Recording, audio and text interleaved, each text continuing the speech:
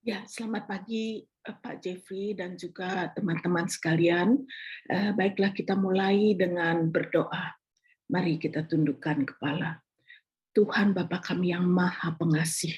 Sungguh Tuhan, Kau telah memilih kami satu persatu. Kau telah memanggil kami satu persatu Tuhan sebagai alat-Mu di dunia ini Tuhan. Kalau Tuhan melihat kondisi dan keadaan kami, mungkin saat ini kami sedang dalam keadaan rapuh, kami sedang dalam keadaan putus asa, tapi kami percaya Tuhan, kasih setiamu selalu baru setiap pagi. Dan kami percaya Tuhan, kuasa-Mu selalu nyata dalam kehidupan kami. Biarlah Tuhan kami pagi ini mau mendengar apa yang Tuhan inginkan dalam hidup kami lakukan. Secara khusus Tuhan, kami ingin Tuhan memiliki kekuatan daripada-Mu saja Tuhan, dan kami percaya Tuhan, hidup kami yang kami rasakan tidak bermakna Tuhan. Di dalam Tuhan Engkau memakai kami, sehingga kami memiliki tujuan hidup yang jelas, kami menjadi alat-Mu di dunia ini, dan kami bisa bertumbuh menjadi pribadi yang bermakna. Terima kasih Tuhan, dalam nama Yesus Kristus kami berdoa. Amin. Saya share screen ya.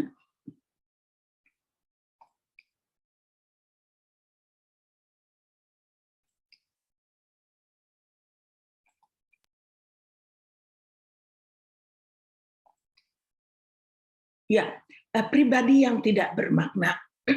Itu topik yang sebenarnya kelanjutan dari topik yang 1 bulan yang lalu, pribadi yang tidak bermakna atau meaningless. Nanti kita akan belajar dari bagaimana Hakim Yefta yang juga merasakan sebagai pribadi yang dibuang oleh saudara-saudara tirinya, sebagai pribadi yang tidak mendapatkan harta warisan, sebagai pribadi yang tidak dikehendaki di dalam keluarganya sendiri. Nanti kita belajar bagaimana dia dipakai Tuhan dengan sungguh heran untuk menjadi pemimpin bangsa Israel dalam melawan Amon. Baik, kita lanjutkan bahwa saya sebelumnya akan review sejenak mengenai apa yang kita sudah pelajari bulan yang lalu. Saya mula-mula mengawali dengan anak-anak di panti jompo yang merasa bahwa I'm nobody's child, tidak ada yang menghendaki saya, dan akhirnya banyak anak-anak itu terdampar di panti. Kita juga melihat dari Yohanes 9, orang buta yang sejak lahir, keberadaannya dipertanyakan, apa ini karena dosa orang tua atau dirinya. Nah, kita lihat juga terbentuknya bagaimana umumnya dimulai dengan luka dalam kandungan, luka pelecehan, bisa secara fisik, secara verbal, secara emosi. Ini luka yang banyak dialami oleh anak-anak kita. Mungkin secara tidak sadar sebenarnya kita yang sebagai orang tua melakukan itu. Secara tidak sadar kita tidak tahu bagaimana pola asuh yang tepat untuk anak-anak kita dengan berbagai macam keunikannya. Bisa juga terjadi secara faktor sosial, anak-anak kita dibully dan anak-anak kita diejek karena berbeda daripada anak-anak yang lainnya. Tentu dampaknya hidup tidak bermakna, mengalami gangguan emosional. Banyak di antara mereka benci pada dirinya sendiri dan ingin menghancurkan dirinya sendiri dan bahkan ingin mengakhiri hidupnya. Rasanya kalau kita melihat kondisi ini ironis sekali ya, apalagi setelah saya membaca suatu peristiwa yang akhir-akhir ini banyak dilakukan oleh Kang Deddy Mulyadi. Saya mendapatkan videonya pada saat dia mewawancarai seorang grafolog. Grafolog ini adalah lulusan Unpad dan juga dari Amerika, dan dia license satu-satunya grafolog di Indonesia. Dia menganalisa, mengakses untuk memahami setiap anak yang dititipkan dilatih secara militer oleh Kang Deddy. Dari tulisan tangannya, jumlah anak-anak itu ada 273 anak. Dan dari sini secara sepintas dan secara cepat diketahui apa permasalahan utama dari ke-273 anak-anak ini. Apa pemicunya? Dan apa needs atau kebutuhan dari anak-anak ini. Ternyata dari analisa tulisan tangannya, emosi mereka babak belur, padahal usia mereka baru remaja. harmonisasi dengan dirinya kurang. Mereka secara perkembangan fisik, emosi, sosial, dan juga mungkin religiusnya sama sekali tidak harmonis dan tidak berkembang. Sangat menyedihkan. Dan ternyata ditemukan anak-anak ini mengalami kesulitan. Dua kesulitan adalah mereka tidak diterima. Sama seperti Yefta. Sama seperti mungkin anak-anak kita. Sama seperti mungkin para penderita gangguan kesehatan mental. Mereka tidak diterima baik oleh keluarganya maupun oleh lingkungan terdekatnya atau lingkungan sosialnya. Kesulitan untuk mengekspresikan diri mereka. Mereka tidak mampu mengekspresikan apa yang menjadi frustrasi mereka, apa yang menjadi kebutuhan mereka, apa yang mereka harapkan, bagaimana perasaan mereka. Mereka tidak bisa mengekspresikan diri. Dan ternyata penyebabnya ini. Mereka tidak mendapatkan figur ayah. Dari figur ayah sebenarnya kita bisa mendapatkan perasaan dilindungi, perasaan dijaga, perasaan dijamin, dan rasa stabil. Dan juga mereka tidak mendapatkan figur ibu yang bisa memberikan kasih sayang, rasa aman, dan penderitaan. Padahal orang tua itu, ayah dan ibu itu secara fisik hadir di rumah, ada bersama dengan anak-anak. Akhirnya, kepada ke-273 anak-anak ini dilakukan pendekatan psikologis dan militer. Mungkin saya sejenak berhenti di sini. Saya kemarin dulu bertemu dengan seorang, pada saat makan malam, bertemu dengan seorang wanita yang menjadi pelayan di restoran itu. Dia memiliki mata yang juling atau mata yang kero, atau istilahnya disebut strabismus, istilah kedokterannya, di mana kedua matanya itu tidak sejajar dan dia tidak dapat memfokuskan pada satu titik. Anda bisa bayangkan dari segi penampilan orang ini pasti akan memiliki rasa tidak berarti sebagai manusia. Karena matanya, penampilannya, mungkin dalam tanda petik seperti Leah, yang kakaknya Rahel, yang menjadi istri dari Yakub. Tidak paras mukanya, tidak elok dan tidak enak dilihat, karena tidak tahu fokusnya kemana. Tapi yang saya kagum, dia melayani kami dengan memberikan pesanan kami, dengan istilahnya menanyakan apa yang masih dibutuhkan dan sebagainya, dengan selalu tersenyum. Artinya apa? Dia belajar untuk mendobrak semua yang memperlakukan dirinya sebagai manusia yang tidak berharga dan belajar untuk membenahi dirinya bagaimana dia bisa pede, percaya diri dengan kelemahan fisiknya. Tapi saya juga terkenang pada cucu saya. Cucu saya sejak dari awal memiliki berbagai macam dilema penyakit.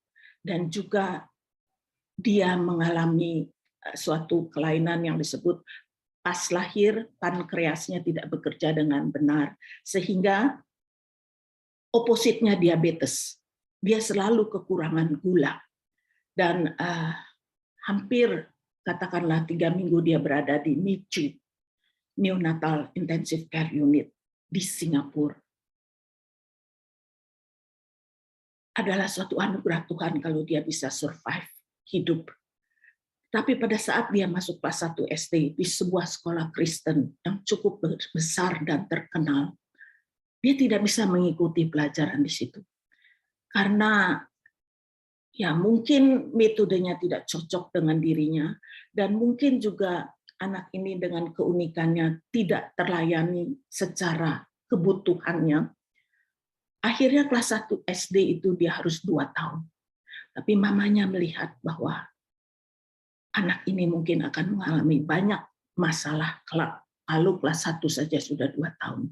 Lalu dicabut, pindah ke sekolah lain. Intinya adalah bahwa saya melihat bahwa kehadiran ayah dan ibu ini bisa mendeteksi secara dini apa yang dialami seorang anak dan bisa melakukan suatu solusi untuk bisa mengatasi masalah yang secara dini sudah terdeteksi. Anak ini adalah anak yang accident prone. Waktu dia memakai kaos kaki, tangannya ditarik ke atas, bonggolnya keluar dari tangannya, bonggol di bahunya. Demikian juga pada saat remaja, dia juga mengalami kejang-kejang, tidak sadarkan diri. Lebih karena apa? Dia tidak tahan stres untuk menghadapi ujian. Begitu menjelang ujian, kambuhlah kejang-kejangnya, dan dia sampai tidak sadarkan diri dan dirawat. Sekarang anak ini mengikuti wajib militer di Singapura. Betapa saya dan juga ibu bapaknya, papa mamanya sangat-sangat cemas karena kami tahu sedikit anak ini mengalami suatu perlakuan yang mungkin keras, cepat, dan ya kita tahu pendidikan di militer, mungkin dia malahan tidak akan menjadi manusia yang memiliki mental yang tangguh, tapi dia mungkin akan menjadi mental breakdown. Kami sungguh berjuang dan berdoa, dan setiap kali kalau menerima video call atau telepon dari anak ini, kami dengan cemas mengatakan, hari ini sudah berapa kali kamu dihukum, hari ini sudah berapa kali kamu dibentak-bentak, dan seterusnya. Hanya sekedar bahwa kami melakukan support secara emosi dan secara keluarga, bahwa nak, bertahan, ini semua demi kebaikan, bahwa kamu harus bisa sebagai laki-laki memiliki mental tanggung jawab, kejantanan, dan juga tahu, paham apa tujuan hidupmu, dan melakukannya dengan waktu yang disediakan. Anak ini tidak bisa leha-leha untuk katakanlah membuka handphone atau screen dan sebagainya, tapi mereka tahu apa yang harus dilakukan dengan sangat cepat, efisiensi waktu, dan bertanggung jawab. 2 tahun anak ini akan di sana. Kami terus akan hanya berharap pada Tuhan bahwa anak ini tidak seperti dulu-dulu lagi yang rapuh secara fisik, tapi juga kami berharap secara mental, secara spiritual, dia bisa memiliki daya tahan. Inilah apa yang dimaksud bahwa Kang Deddy juga mungkin menerapkan pendekatan militer selain pendekatan psikologis kepada 273 anak-anak ini. Tapi waktu 2 minggu atau 1 bulan sangat tidak memadai. Karena cucu saya 2 tahun mendapatkan pendekatan ini. Ini baik untuk laki-laki, karena pada umumnya saya merasa bahwa untuk mencapai kematangan, kita juga perlu dilatih secara mental. Baik, kita lanjutkan bahwa, oke, bagaimana mengatasinya saya sudah menjelaskan pada bulan yang lalu, membereskan luka. Kita bisa cari di mana masalah dari pribadi kita menjadi sangat tidak berarti, diawali dari mana. Seperti yang Kang Deddy lakukan penelitian dengan grafologi itu, awalnya adalah dari pola asuh orang tua. Tapi mungkin kita bisa melihat ada banyak masalah yang tidak kita sadari atau tidak sengaja kita lakukan sehingga anak itu mengalami luka. Mungkin karena situasi kondisi pada saat misalnya dulu ada, ya saya tidak tahu, pada tahun 1998 pasti begitu banyak orang mengalami luka. Dan kalau ini tidak bisa dibereskan, maka pendekatannya harus melalui kasih karunia Allah. Kita harus percaya bahwa kita tidak dapat memfokuskan diri kita itu pada masa lalu. Karena masa lalu itu hanya tempat untuk kita bisa belajar, bukan hidup. Maka andalkan kasih karunia Allah. Bulan lalu saya mengatakan Elroy, Tuhan itu selalu melihat kita. Dan lakukanlah kita juga melihat Tuhan. meyakini identitas kita di dalam Kristus. Bulan lalu juga saya sudah membahas berbagai macam Alkitab, ayat Alkitab, apakah itu dari Mazmur 139 ayat 13 sampai 16, yang bahwa kita itu dibentuk sejak dalam kandungan ibu kita. Dan kejadian kita adalah dahsyat dan ajaib. Juga dari Roma 8 ayat 14 sampai 17 saya mengatakan bahwa aku telah mengadopsi kamu. Ini firman Tuhan mengatakan, aku telah mengadopsi kamu dan kamu aku jadikan sesama ahli waris bersama dengan Yesus Kristus. Dari 1 Petrus 1 ayat 18-19, kamu sungguh berarti dan karena itu layak digantikan dengan darah yang sangat berharga dari Tuhan Yesus Kristus. Ini identitas kita di dalam Kristus. Kita harus yakin sebelum kita mulai membuka diri untuk invite sesama kita seperti grup ini untuk sama-sama support untuk mengatasi ketidakberdayaan kita terhadap saya adalah manusia yang tidak berarti. Nah, bagaimana membekali diri? Ini yang saya akan berikan pada hari ini. Pertama, saya akan bahas dulu dari Efesus 3 ayat 20. Bagi dialah yang dapat melakukan jauh lebih banyak daripada yang kita doakan atau pikirkan. Seperti yang ternyata dari kuasa yang bekerja di dalam kita. Saya melihat pada pengalaman saya dengan memiliki anak Erika yang sejak dari lahir tuli, di mana syarafnya tidak berfungsi. Dia di sekolahnya diajarkan bagaimana harus memanfaatkan sisa-sisa pendengarannya dan bagaimana dia harus membaca bibir dan berbicara. Saya boleh dibilang, demi Erika, saya mencoba melakukan yang terbaik. Biaya terapi bicara yang boleh dikatakan rutin dan seumur hidup ini sangat mahal. Sehingga saya mencoba belajar untuk menjadi terapi bicara buat anak saya sendiri. Tetapi setiap kali terapi bicara, kalau tidak dia yang menangis, maka saya yang menangis. Begitu banyak pergumulan dialami untuk supaya Erika bisa berbicara. Tetapi dampak yang saya lihat adalah bahwa Tuhan sekian lama, 20 tahun, 21 tahun saya berdoa agar Erika bisa berbicara. Dan Erika bisa diterima oleh lingkungannya. Tetapi Tuhan tidak menjawab doa saya itu secara khusus. Tetapi yang Tuhan berikan adalah yang lebih daripada itu. Erika belajar bahasa isyarat. Dan singkat cerita, sekarang di tempat dia tinggal, dia menjadi semacam pekerja sosial yang melayani atau menyelamatkan orang-orang yang mengalami domestic violence atau KDRT atau sexual violence. Saya gemetar melihatnya karena di negara di mana dia tinggal sistemnya sudah demikian bagus sehingga dia bisa dapat tanda petik mengeluarkan atau melarikan orang yang mengalami KDRT ini ke tempat yang lebih aman. Dan selanjutnya dilakukan berbagai macam proses dengan bekerja sama dengan polisi dan keadilan atau pengadilan. Di sana sudah bisa dilakukan. Kita lihat bahwa saya semata-mata minta Tuhan tolong agar Erika bisa bicara. Tetapi Tuhan memberikan yang lain. Dia menjadi panggilan, menerima panggilan Tuhan menjadi alat di dunia untuk menolong sesamanya yang mengalami domestic violence dan sexual violence.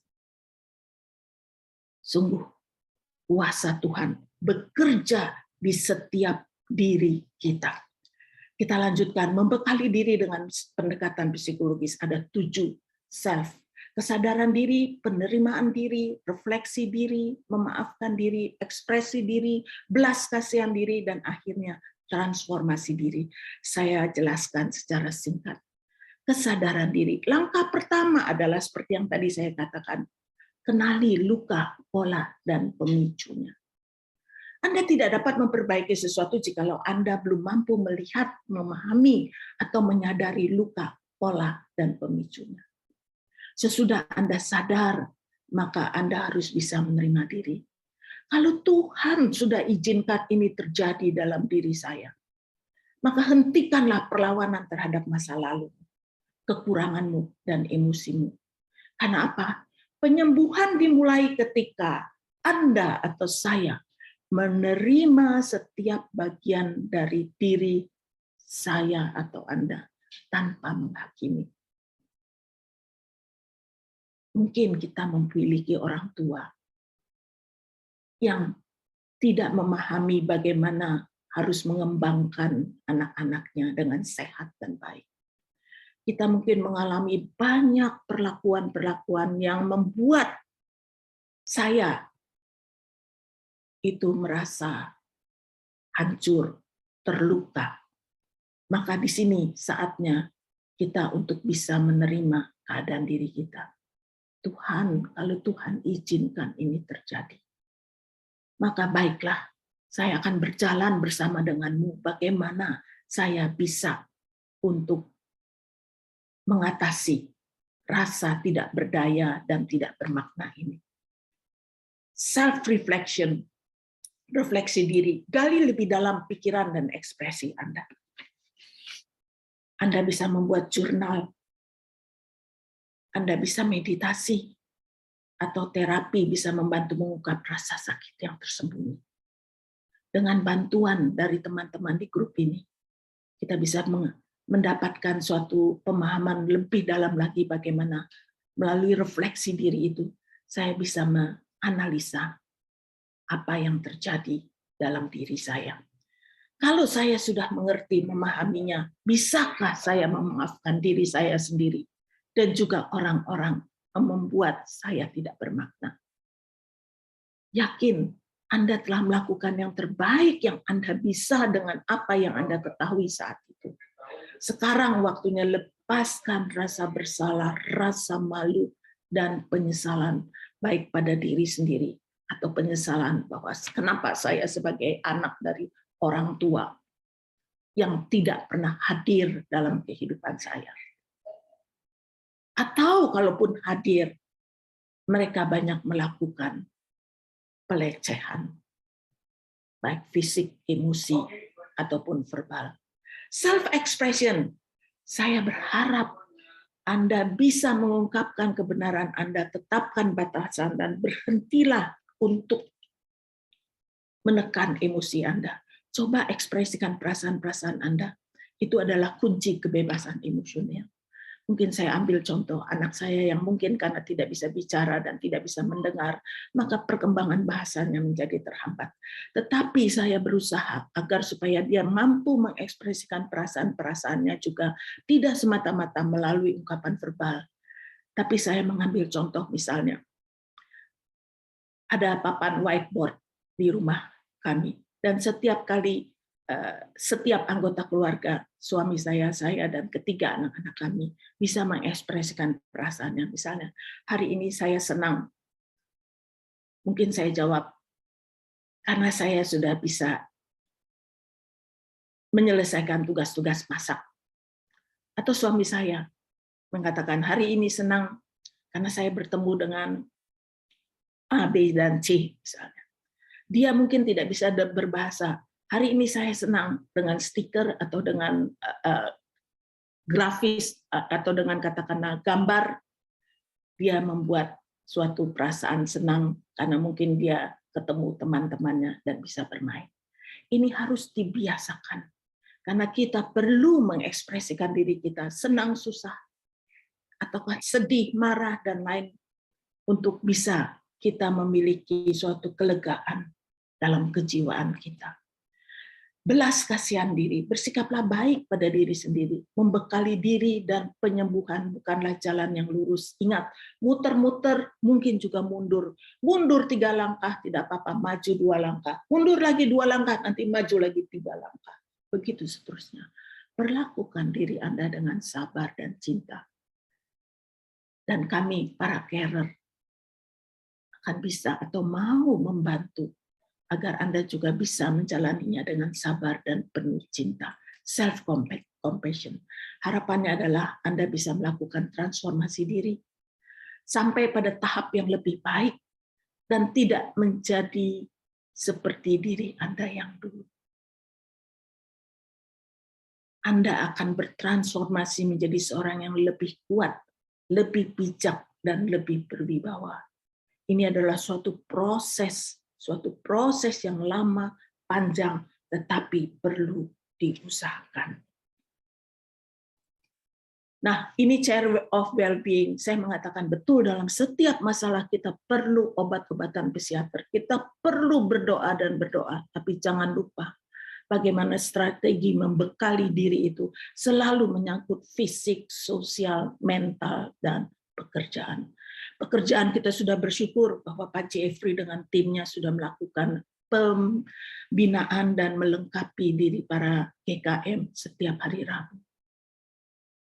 Secara mental kita juga sudah berkonsultasi dengan para konselor atau psikologis atau psikiatris. Dan yang terutama secara spiritual, adakah kita memiliki kakak dan adik secara spiritual? Apakah kita memiliki sel group?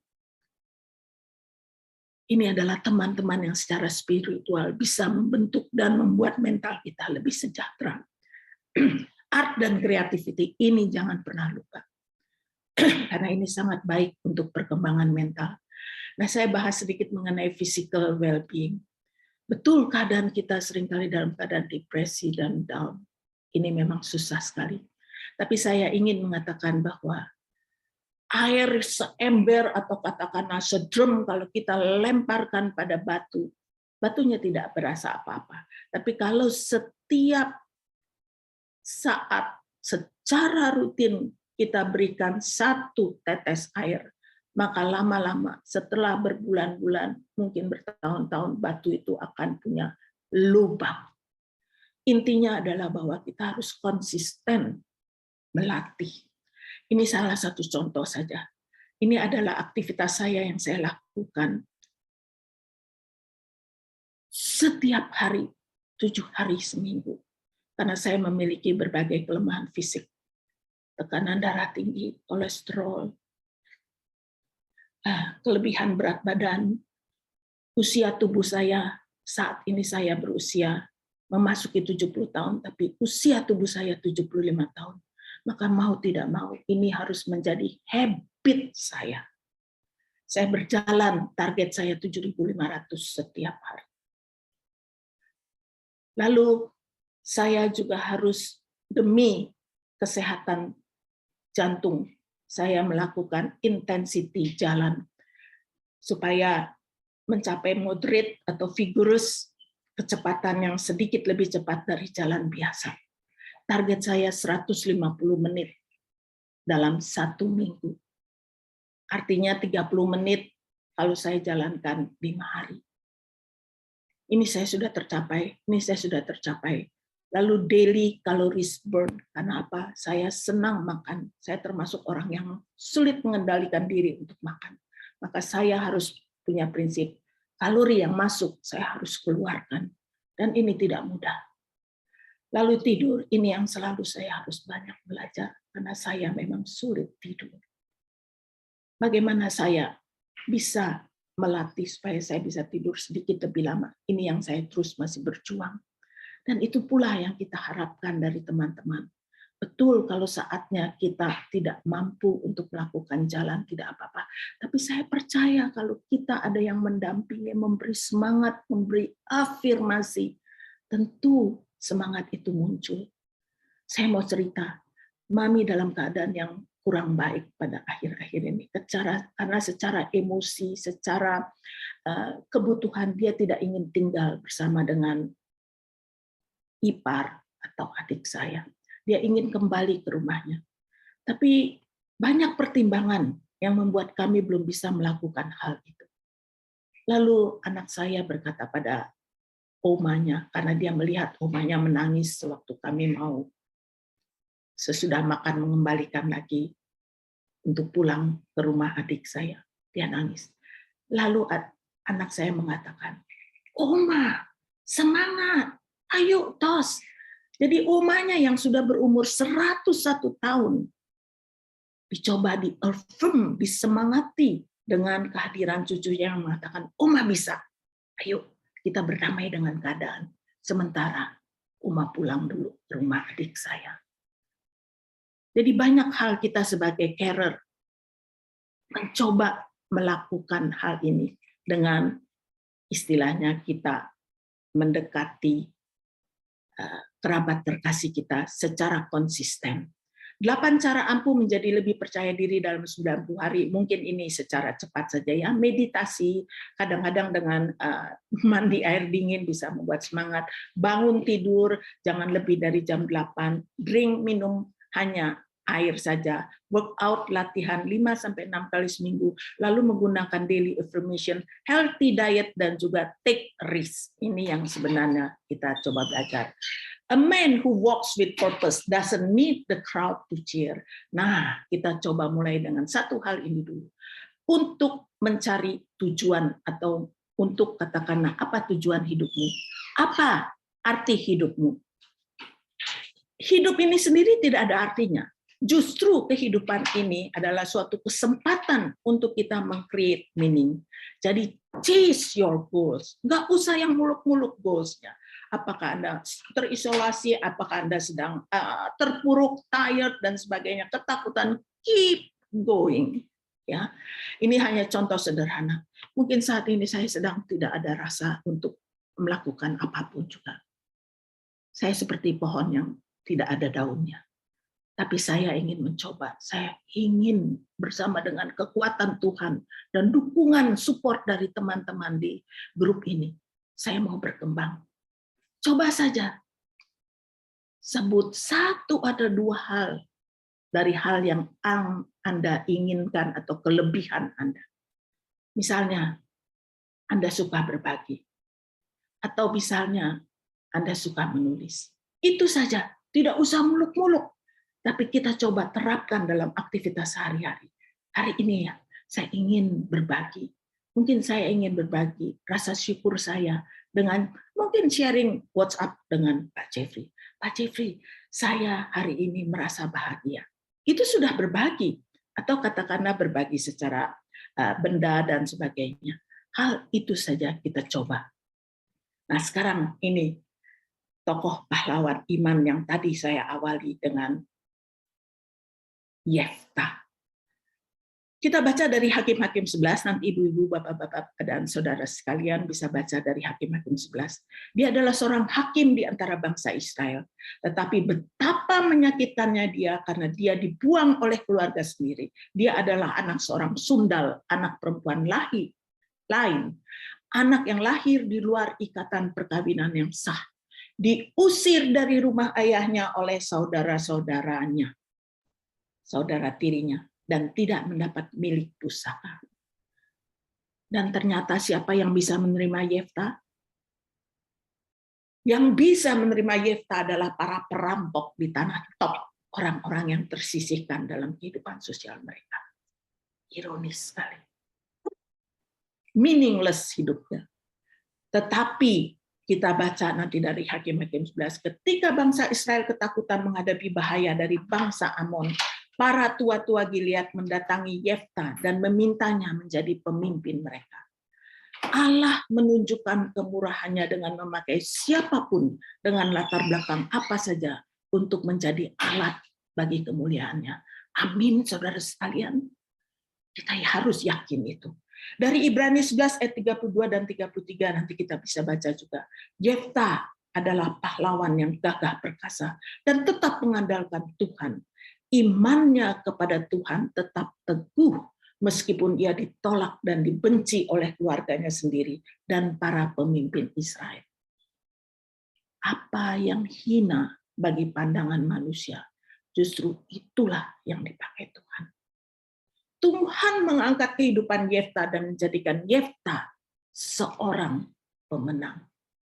Jadi, saudara-saudaraku, jati diri kita, identitas yang baru di dalam Kristus, pandanglah Yesus yang sudah menebus dan menyelamatkan kita dari kefanaan dan kutuk dosa. Hidup seperti apa yang kita hidupi setiap hari? Apa yang menjadi tujuan hidup kita? Apakah Tuhan menjadi bingkai dari kehidupan yang kita hidupi? Mari kita renungkan dan refleksikan bersama-sama. God melihat setiap dari kita. Di mana ada cinta kasih, di situ ada kehidupan. Di mana ada kehidupan, di situ ada harapan. Dan di mana ada harapan, di situ pasti ada iman percaya. Dan kalau ada iman percaya, maka keajaiban akan terjadi. Dan di mana ada rasa damai, di situ ada Tuhan. Dan kalau Anda, kita semua, setiap kita sudah memiliki Tuhan, maka Anda memiliki segalanya. Dan kita tidak perlu hidup meaningless. Tapi kita di mata Tuhan sangat berarti, meaningful. Amin. Saya serahkan kepada Pak Jeffrey.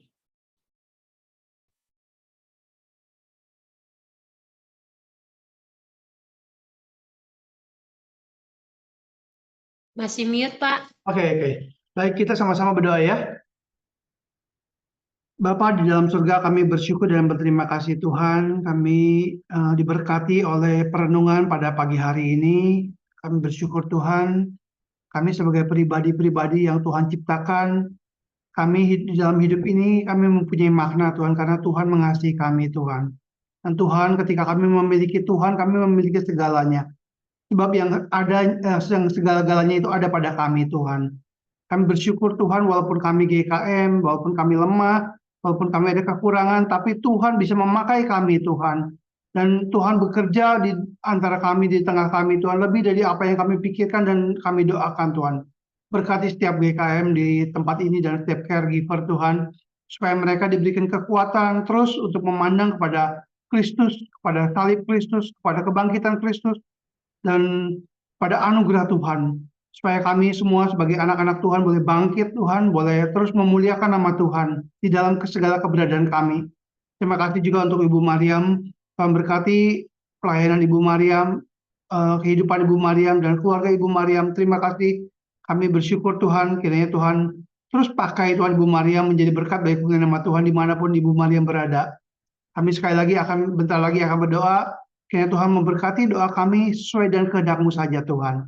Di dalam nama Tuhan Yesus kami berdoa ucap syukur. Amin.